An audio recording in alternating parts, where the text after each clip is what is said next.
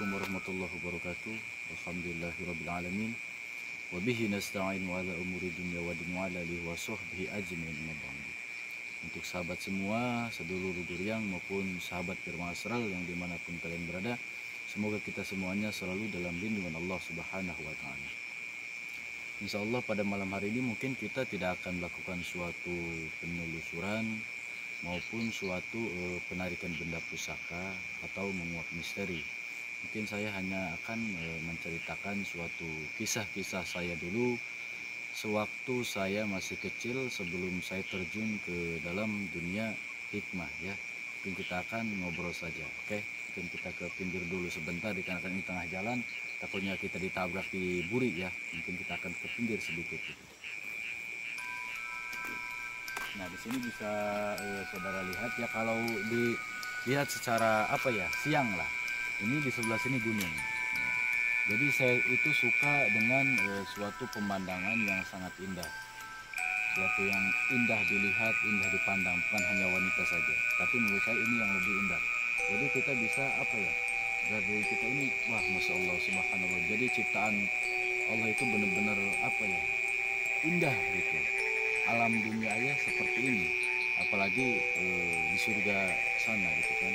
Jadi intinya kita kalau bahasa Sundanya itu tapakuran diri. Jadi kalau bahasa Indonesia saya nggak tahu, tapi yang jelas bahasa Sundanya itu adalah tapakuran atau nganapakuran diri sendiri ya. Kita akan ketemu sebelah sana.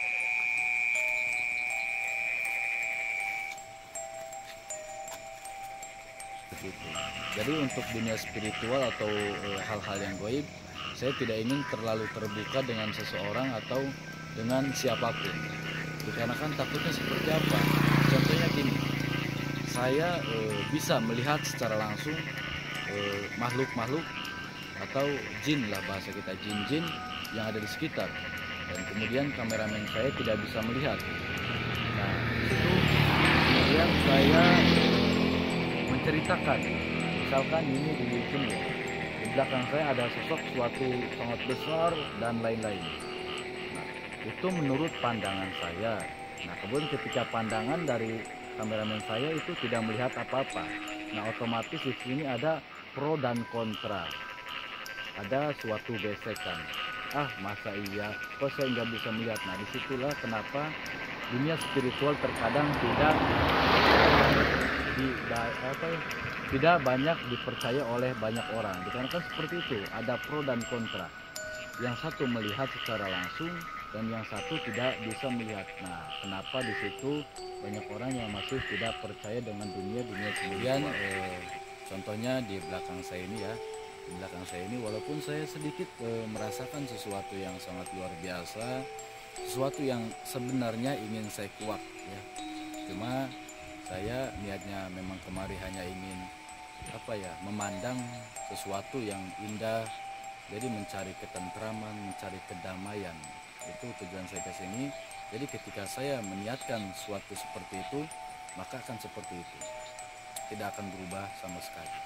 Karena tujuan saya ke sini hanya ingin melihat keindahan alam dunia ini yang begitu luar biasa, dan ingin merasakan suatu kesegaran. Karena ini daerah pegunungan ya, makanya saya pakai jaket seperti ini, tiris pemirsa, katuur-tuur, bahkan kasuku-suku tiris.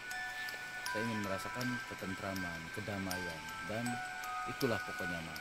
Jadi di belakang saya ini sangat luar biasa. Kalau saya ceritakan mungkin nanti kapan-kapan akan kita kuak ya. Sini saya hanya akan menceritakan saya sedikitnya. Nah, sini belakang saya ini sawah ya, sawah. Jadi sawah itu bertingkat seperti ini. Misalkan ini sawah, jadi di bawahnya lagi sawah, bawahnya lagi sawah, sawah lagi seperti itu. Di sebelah sana ada gunung. Di bawahnya juga ada perkampungan. Jadi di sini termasuk atas ya, di atas. Jadi agak terasa dinginnya sangat luar biasa. Oke pemirsa, mungkin kita akan berpindah tempat dulu ya, di tempat yang lebih nyaman. Dikarenakan di sini saya cangkel nangtung begini, itu cangkel tuur itu ngajudor pemirsa. Dikarenakan tiris ke tuur, dan kita akan pindah ke saung sana untuk cerita yang lebih lanjut.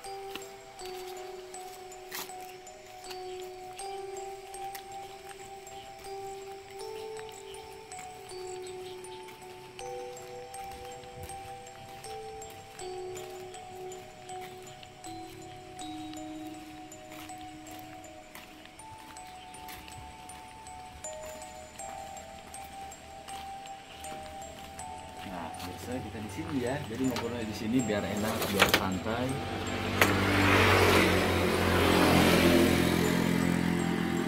Jadi kita lanjutkan ya kisah cerita tadi, yang mana tadi saya sedikitnya menceritakan tentang masa kecil saya sebelum saya terjun ke dunia spiritual. Namun saya tidak menyarankan untuk saudara-saudara semua atau sedulur semua percaya dengan ucapan saya. Karena kan kenapa? Melihat lebih baik daripada mendengar. Nah, jadi kalau misalkan penasaran ya belajar gitu, belajar tentang dunia spiritual. Akan saya ulangi kata-kata yang sudah tadi saya jelaskan, bahwasanya saya tidak terlalu terbuka tentang dunia spiritual ketika berhadapan dengan seseorang atau berkumpul dengan seseorang, karena memang niat saya hanya ingin mengetahui hal tersebut oleh diri saya sendiri, tidak akan diceritakan dengan orang lain. Takutnya ada suatu perdebatan atau pro dan kontra, itu saya tidak mau. Misalkan seperti hal yang tadi sudah saya ceritakan, misalnya si A mempunyai kemampuan untuk melihat makhluk-makhluk tersebut, sedangkan si B tidak bisa melihat atau tidak mempunyai kemampuan seperti itu. Kemudian si A ini atau saya lah, saya menjelaskan pada kameramen aja, pada kameramen saya, bahwasanya di sini ada ini, ada makhluk ini, kemudian tingginya segini, badannya besar dan lain sebagainya. Sedangkan si kameramen ini tidak melihat, justru beliau akan merasa bingung, masa iya ada kok saya nggak lihat. Nah itu makanya banyak orang yang tidak percaya tentang dunia spiritual. Kalau menurut saya kita masing-masing aja, jikalau tidak percaya silahkan, tapi jangan sampai mengatakan hoax, penipu dan lain sebagainya sebelum kita mengetahuinya lebih dalam. Dulu saya juga seperti itu, saya merasa aneh dengan dunia spiritual. Tapi setelah saya perdalami, oh ternyata seperti ini, dunia gaib itu seperti ini, dunia spiritual itu seperti ini. Jadi banyak sekali yang saya dapatkan ketika belajar. Itu saja yang bisa saya sampaikan, atau memang itulah awal mula saya tertarik dengan dunia spiritual ya. Untuk saudara semuanya, jikalau memang di tempat-tempat saudara atau di lokasi saudara ada hal-hal atau suatu tempat yang memang mistis, sering terjadi hal-hal di luar logika,